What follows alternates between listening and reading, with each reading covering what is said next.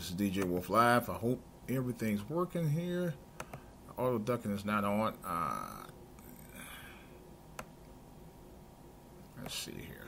Trying to make the adjustments while I'm on right now. Got a couple of things I want to talk about right quick. But since this is Super Bowl night, I'll just do something brief right quick. Here we go. This is DJWOLF Live.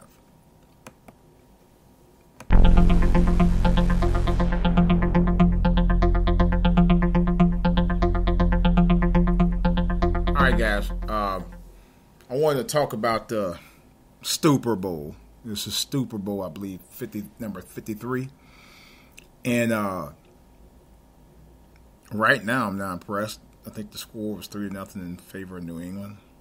Was it New England or LA? I don't know. I'm not paying attention to it right now. I got other things in the fryer right now that I'm more concerned with than this goofy Stuper Bowl, because that's what I call it, the Stuper Bowl. As you all well know,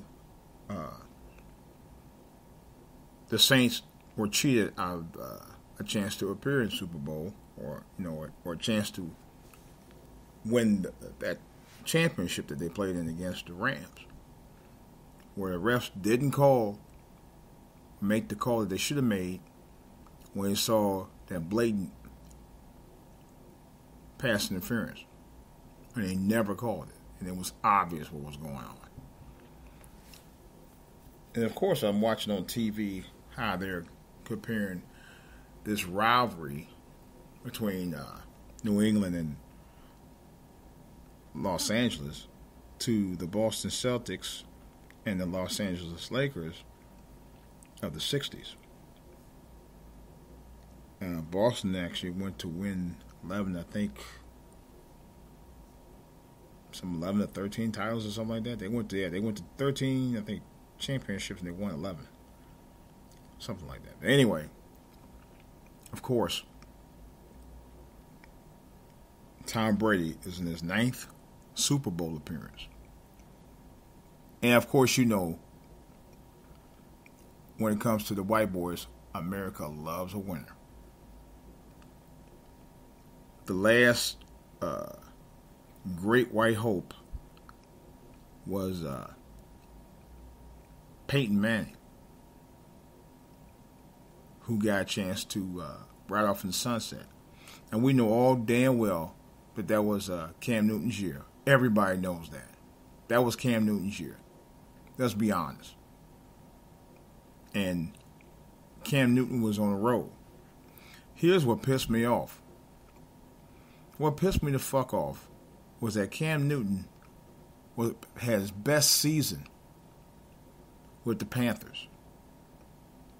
And white people was in an uproar about that. Can you believe? He was a quarterback. He led his team all the way into Super Bowl 50.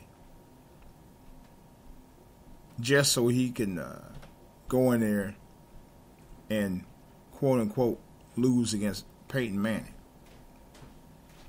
who I know damn well didn't have his best game, even in the Super Bowl. And it was obvious. The defense won that Super Bowl for Peyton Manning. Peyton Manning did not maverickly win that game the way they try to claim he did. He did not. I saw the entire game. That's actually the last Super Bowl game I actually sat down and watched from beginning to end. That was just before Kaepernick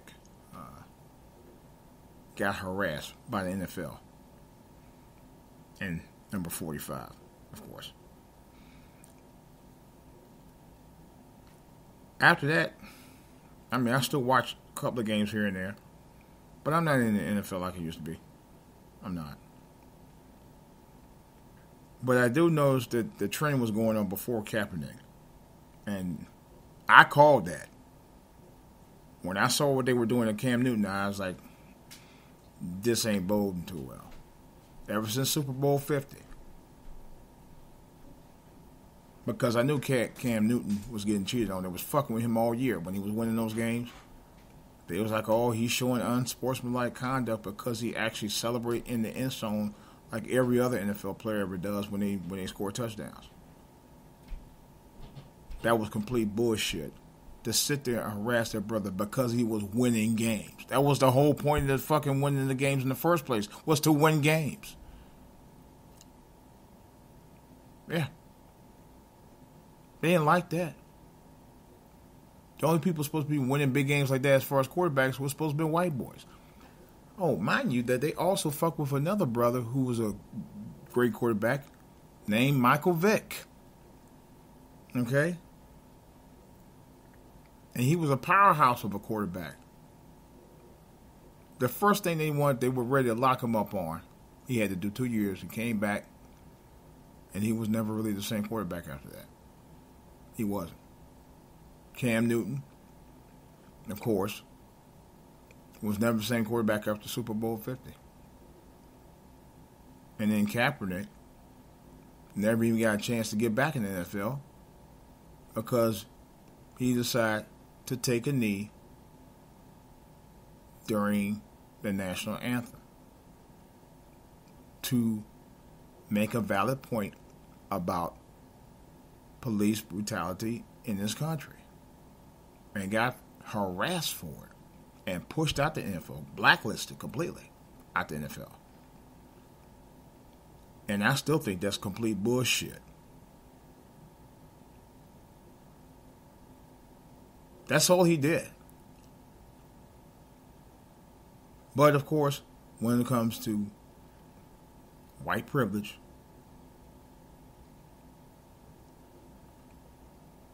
he committed a major foul. And you know what that was? Being black in the NFL and winning. Yeah. That was the one thing that they did. Was go out to win. And they all got harassed for doing their job. But because they weren't white in doing it, they get fucked with. It just goes to show you, no matter how successful you try to be in this country, as an African American, particularly an African American male, you always got obstacles and roadblocks right in front of you.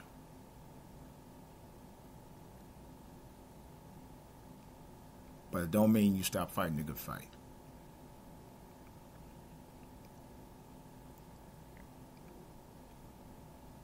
But we need to keep on record, making sure that people know we're going to keep on recognizing what's wrong in this country, no matter what. We're going to keep on making sure people know this. You know, I remember I was at work, and this was, I think, Super Bowl a couple years ago, right around the time Kaepernick got thrown on the bus by the NFL. Beyonce did the Super Bowl halftime show. Now, here's the irony. Now, all the sisters came out there with afro wigs on. Beyonce was the only one that didn't do it, even though she did the performance. And they put Beyonce on blast, talking about what is she doing that. What kind of Super Bowl halftime show is that? Boy, I tell you, them white people out there were showing their true ass colors. Yeah, they even in 2016 at the time, I think 2017, 2016. Even then, it goes to show you that they still want to control the narrative, even when you put out a narrative of something that's showing the true narrative of what they're up to. That's a fact. That's like you put up a mirror. I think, wasn't that story about Dracula where you put a mirror to Dracula, the Dracula can't see their mirrored reflection of themselves? Only thing you see is a blank space.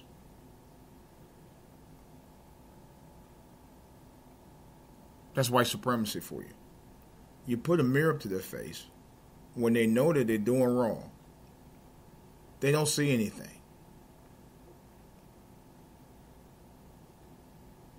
They see right through the mirror as though it don't exist.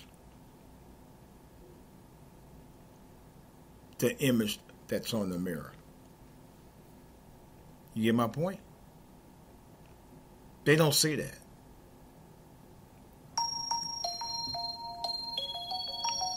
They don't see the problem that they are the problem.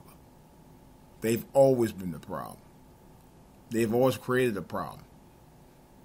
But when we go out there and we have athletes and entertainers and stuff who see what's happening and see what the problem really is and expose the problem, then all of a sudden, they're the problem. They're the agitators. Those are people who are exposing racism for what it is, and they are the ones that are wrong. Not the people who have the mirror exposed in front of them, and they can't see that.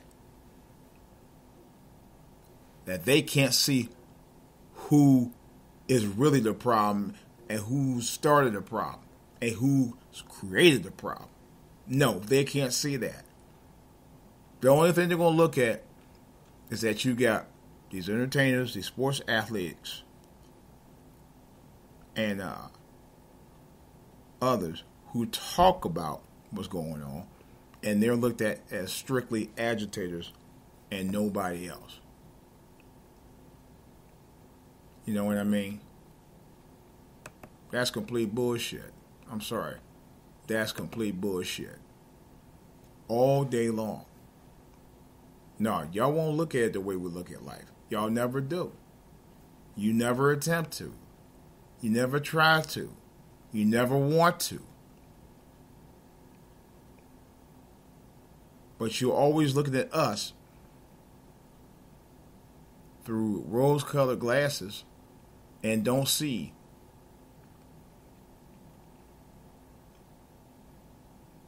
that you hurting us because of the color of our skin. Y'all don't care. But you lose kiki in the hall, all that mess in people's faces every damn day. I've had people ask me for years, why you don't smile? I'm starting to realize after all these years why I don't smile. It's not that I'm not happy. It's not that, that I haven't had things that didn't go my way, but that my people are still suffering. I see a lot of pain with our people all the time. Every day on the news. That's a prime example of it. Every single day and night. Or people that I know who are still suffering. While you guys have always had that privilege to do whatever you want to do and say whatever you want to say without any repercussion, ever.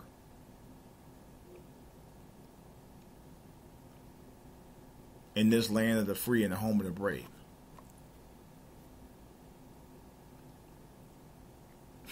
Land of the free, my ass.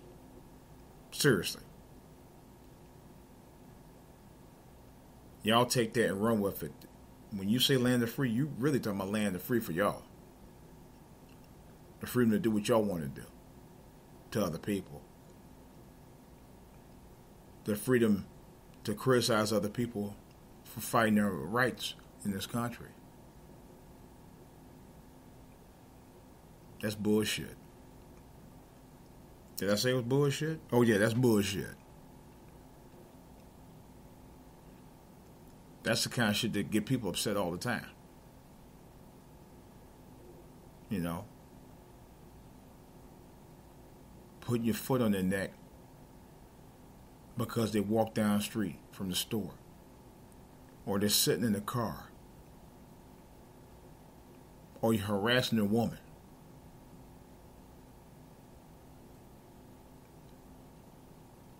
Or you're just walking down the street. You know what I mean. Just being in your own skin, in their eyes, is wrong. And that, my friend, is what makes this world fucked up. Because you only see everything through rose-colored glasses, and it's always about you and nobody else.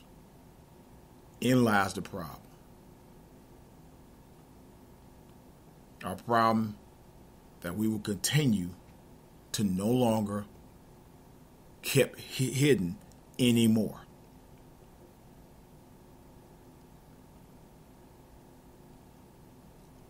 As DJ Wolf and my program DJ Wolf Live